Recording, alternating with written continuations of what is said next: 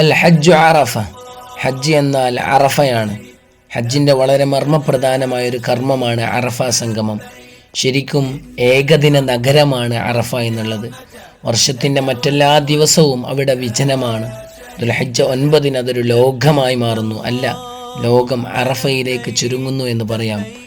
മുഴുവൻ ലോകത്തിൻ്റെയും പ്രതിനിധികളായ ഹാജിമാർ അന്നവിടെ സമ്മേളിക്കുകയാണ്. മുഴുവൻ മനസ്സുകളും പ്രപഞ്ചനാഥനിലേക്ക് പാശ്ചാത്തപിച്ചു മടങ്ങുകയാണ്. എല്ലാ ചുണ്ടുകളും പാപമോചന പ്രാർത്ഥനകളിൽ മുഴുകുകയാണ്. അസമത്വത്തിൻ്റെയോ അനാഥത്വത്തിൻ്റെയോ അകൽച്ചയുടെയോ നേരിയ അടയാളം പോലും നമുക്ക് അറഫയിൽ ദൃശ്യമാവൂല. ആരുടെയും അന്തരംഗത്ത് അമർഷമോ അസൂയയോ അസഹിഷ്ണുതയോ അഹിത വികാരങ്ങളോ അശേഷമില്ല. അവിടെ അക്ഷരാർത്ഥത്തിൽ മനുഷ്യരാശി ഒന്നാവുകയാണ്.